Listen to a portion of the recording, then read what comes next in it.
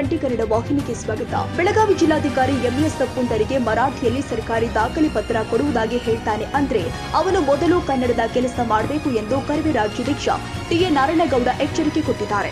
ಮಂಗಳವಾರ ಬೆಳಗಾವಿಯಲ್ಲಿ ಸುದ್ದಿಗಾರರೊಂದಿಗೆ ಮಾತನಾಡಿದ್ರು.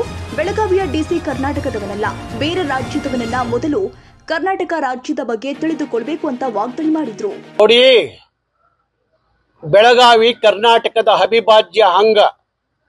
ಇಲ್ಲಿ ಯಾರೋ ಜಿಲ್ಲಾಧಿಕಾರಿ ಕೆಲಸ ಮಾಡ್ತಾರೆ ಅಂದ್ರೆ ಇಲ್ಲ ಆಡಳಿತ ಭಾಷೆ ಕನ್ನಡ ಅನ್ನೋದನ್ನ ಮೊದಲು ಜಿಲ್ಲಾಧಿಕಾರಿ ಅರ್ಥ ಮಾಡ್ಕೋಬೇಕು. ಅವನು ಯಾವುದೋ ಸ್ಟೇಟ್ ಇಂದ ಬಂದು ಇಲ್ಲಿ ಕರ್ನಾಟಕದ ಇವತ್ತು ಗಡಿ ವಿಚಾರ, ಬೆಳಗಾವಿ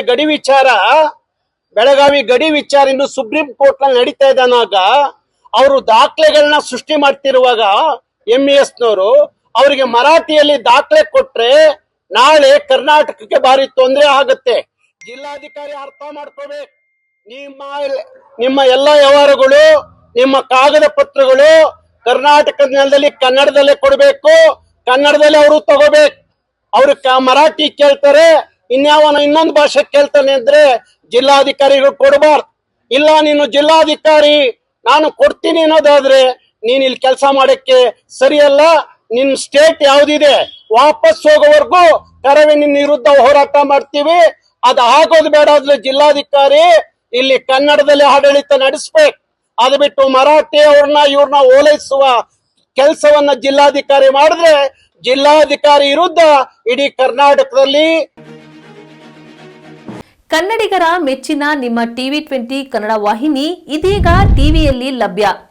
ಕರ್ನಾಟಕ ಮತ್ತು ದೇಶ ವಿದೇಶದ 360 ಡಿಗ್ರಿ ಸುದ್ದಿ ವಿವರವನ್ನ ಪಡೆಯುವುದಕ್ಕೆ TV20 ವಾಹಿನಿಯನ್ನು ಲೈಕ್ ಮಾಡಿ, ವಿಡಿಯೋಗಳನ್ನು ಶೇರ್ ಮಾಡಿ, ಕಮೆಂಟ್ ಮಾಡಿ, ಸಬ್ಸ್ಕ್ರೈಬ್ ಮಾಡಿ.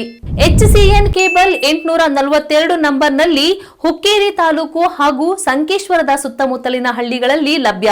PCN ಕೇಬಲ್ 129 ನಂಬರ್ನಲ್ಲಿ ಹಾರುಗೆರೆ ಸುತ್ತಮುತ್ತಲಿನ ಹಳ್ಳಿಗಳಲ್ಲಿ ಲಭ್ಯ. ರಾಯಬಾಗ್ ಡಿಜಿಟಲ್ ಚಾನೆಲ್ ಕೇಬಲ್ 80ನೇ ನಂಬರ್ನಲ್ಲಿ ರಾಯಬಾಗ ತಾಲೂಕಿನ ಸುತ್ತಮುತ್ತಲಿನ ಹಳ್ಳಿಗಳಲ್ಲಿ ಲಭ್ಯ.